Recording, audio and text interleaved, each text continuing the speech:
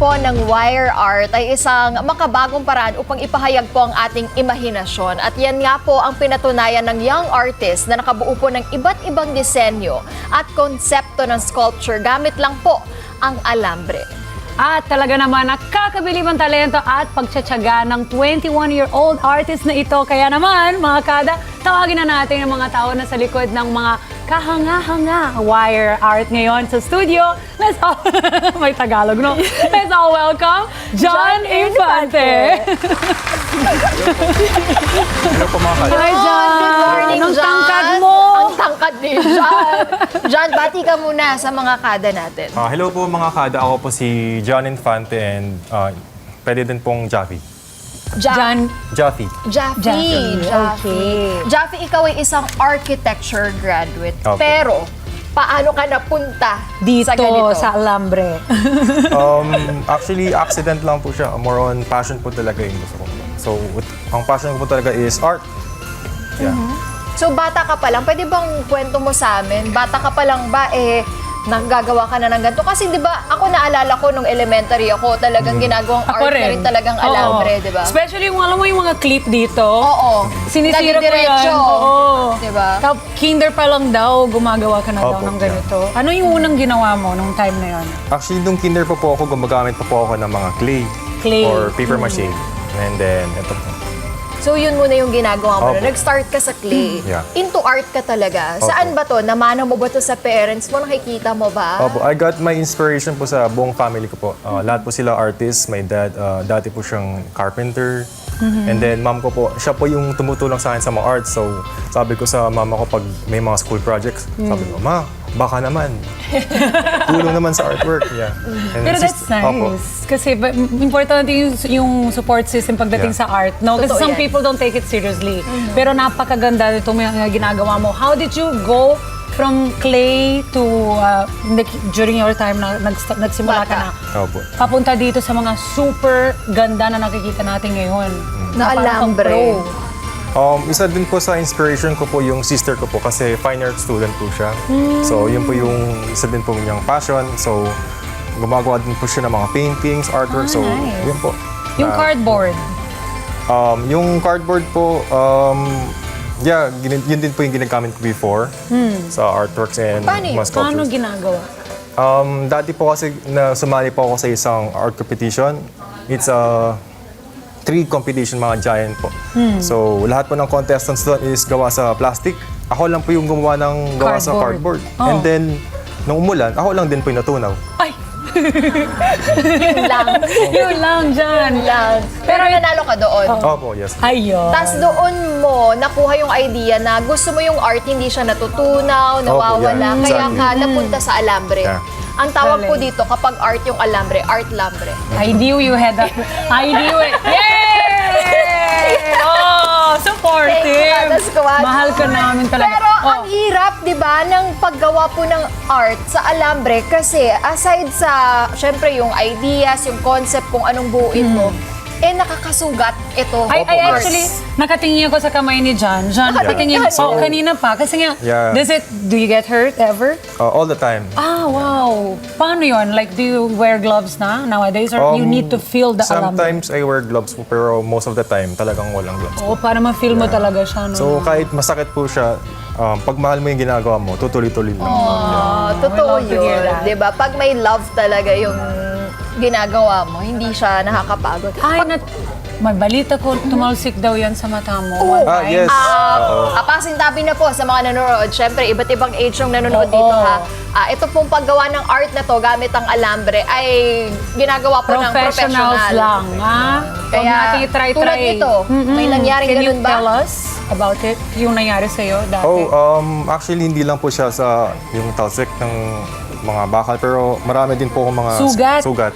Hala. dahil po doon. So Kaya ito mga mga bagets. sugat mo na yan, gawa din yan ng Yeah. alambre. Opo. Pero healed na po siya. Heal naman. Yeah. Oo, Yun naman okay. yung maganda, nag-heal. So eto, punta na tayo dito sa art ng mga Yeah. dinisenyo mo. Ano yung unang alambre art na ginawa mo? Kung naaalala mo yung pa. pinakauna po is actually nandito po siya.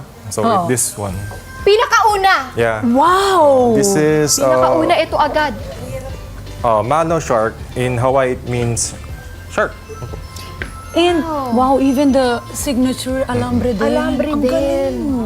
Ito na yung pinakauna mong ginawa. Yeah, so pag mapapansin niyo po, mas makapal siya and mas masakit sa Mas kamay. mahirap itong gawin. Opo. Kasi di ba po, may iba't ibang size ng alambre meron tayo. So ikaw ba na-try mo lahat ng sizes ng alambre? Yes, From manipis? point 1 po yung pinaka mas madali, mas hindi po masakit. Then ito po, point 6, pinaka mas sakit po. 0.6. 0.6. 0.6. Ito Ito parang, nakikita ko lang to yung pag sa kortina namin. Emma, parang damit mo to ah. Hindi ako yan. Ang ano natin yan, Miss Universe Philippines. O, sino? Michelle D. Tama? Opo, tama po. Wow, naging inspiration. Ang galing. Ikaw ba itong dito naman. Dito naman, For this one, this is actually a commission project sa isa ko pong client. Pag mapapansin nyo, 5 characters po siya. And yung 3 characters lang po is walang sleepers. Bakit? Kasi sila po yung naglalaro. This is Pinoy basketball. tsaka gusto kong may aso.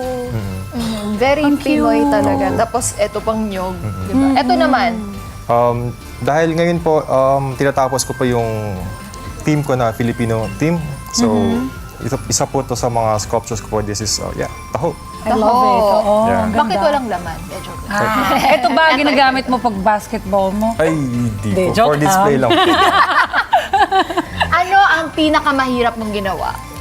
Actually, isa po sa mahirap is this one. Kasi, Kasi mukha nga. 360 po siya. And if you look closely, halos lahat po ng details po nandun. Yes, ang And ganda.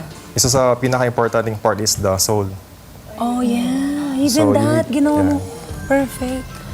Gaano katagal dyan Gawin ang ng paggawa ng ganito? Normal time po or wala pong tulog? Ikaw magsabi sa amin. Like, how long does it Both. take? Both. So, Oo. pag wala pong tulog, siguro mga 2 weeks. Pero, Walang So, parang dire-diretso ka? Opo. For 2 weeks? Yeah. 24/7 dyan?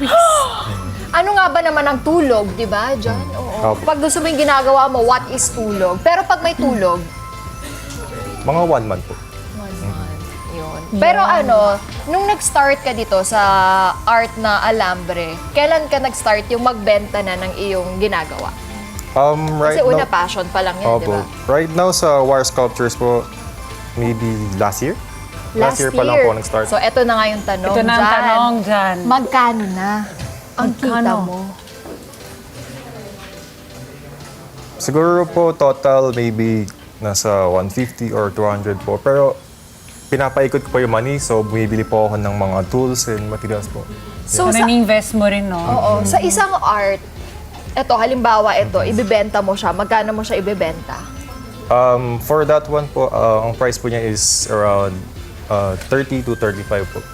With certificate na po siya. Oh, Nice. imagine mga kada ha. Alambre lang ang ginamit mo, sinamahan mo lang ng passion mo sa art. Makakabenta ka na ng 30 to 35,000. Pero hindi ka matutulog ng 2 week, ha? Pero totoo lang, ang hirap. No, ang hirap gawin. Ang hirap gawin ng ganito, Kaya, di ba? Wow. Oo, talaga. Yung ganito naman, I'm just curious kasi baka For this magpagawa one, ako. around 15 to 18 po. Nice, nice. Mura Ang pa ganda. yung pagbenta niyang yun, compare mo sa iba. Actually, totoo yun. At kapag nakakuha ka nito, bumili na po kayo ngayon. Kasi Yes. magmamahal pa yan, di ba? Anong meron naman tayo dito? Dito naman sa table natin, dyan. Anong gagawin for natin? This one, magde-demo pa tayo kung paano po yung mga basics. So we have a circle, square, and a triangle. Okay. So, gagamit tayo ng alambre. So of we have course. our tools, Tools. here. Yeah. So you wanna try? Yes, Sure. naman. Para makapagbenta na kami. Yun talaga yung pinakagusto ko doon. Here we go. So try niyo po is yung madali po muna. Okay. Yung Madali para sa'yo, Jan. butterfly po. Yeah. Ay, madali ba yung butterfly dyan? Po. Pwede Parang hindi circle naman- na lang. Sure. Oo, circle yung pinakamadali. Kung ano-ano na lang. So, butterfly. Paano siya gawin, Jan? Oo, di ba? Paraan-paraan. Paano siya gawin, Jan? For the square, first you place the tip. So may susundan ka. Pwede niyo pong gamitin ng finger lang I-bend. or bend. Yeah. Parang ganito lang po. Okay. So, sa mga kada po natin nanonood, kung gusto nyo pong ipatry to sa inyong mga anak, sa inyong mga chikiting, kailangan po ng gabay ninyo.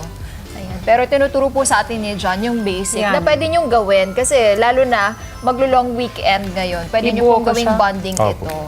As a square. Kasi marami ng mga bata ngayon yung artistic, creative, Ala, no? Para tama ba? mailabas Wala, po dito. can you see po? Oo, rectangle siya. De joke lang. Oo nga eh. So this one is a perfect square. Ay, perfect square. Na-pressure ako. Pwede circle na lang ako.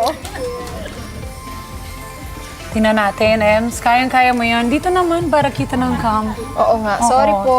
dito naman. Sorry, Direk. Well, walang problema, madam. Nandito naman tayo for you and we'll assist you there. So, diba, Jan? Opo.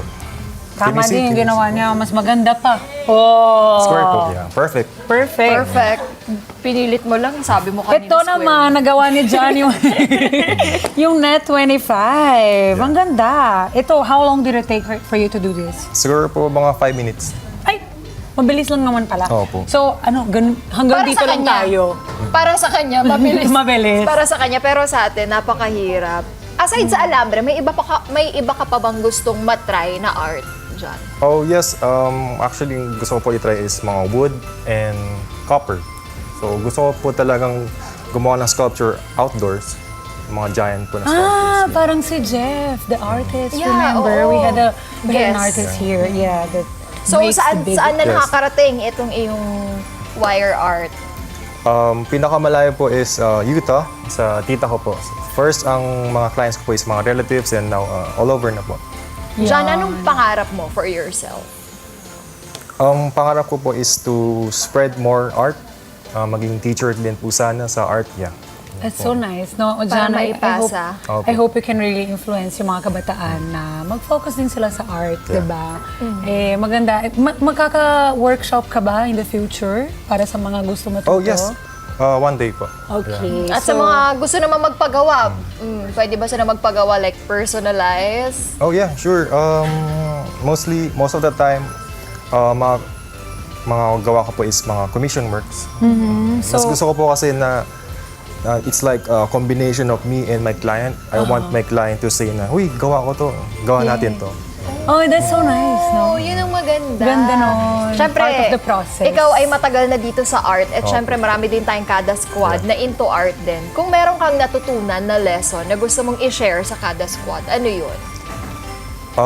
Siguro, always follow your dreams, keep moving forward, and always remember that on top of a mountain is the bottom of the next. So keep climbing. I love Oh, I Ang love ganda it. ng I love the message.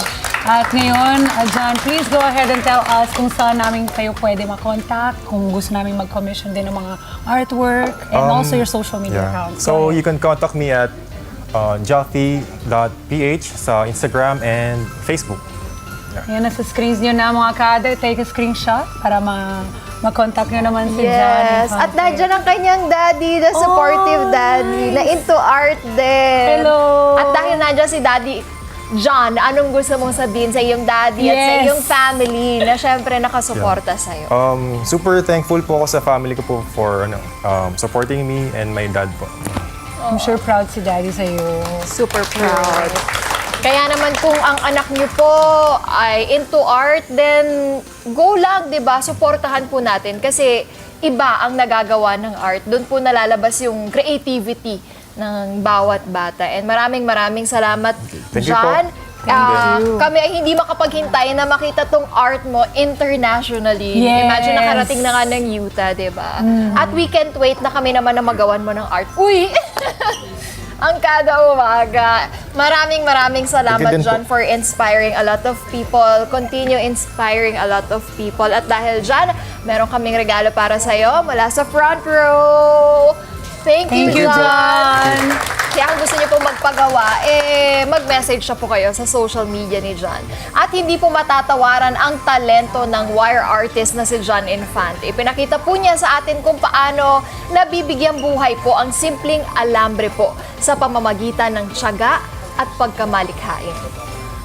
Tunay nga, kahanga-hanga ang wire art sculptures na masigasig na artist na tulad ni John. Maraming po salamat sa inspirasyon at sa pagbabahagi ng iyong talento dito sa amin sa kada umaga. Hi mga ka-Net25! This is Emma Tiglao. For more Kada Umaga updates, just click the subscribe button and follow us on Net25 social media pages at Net25 TV and at Net25 Entertainment Facebook page.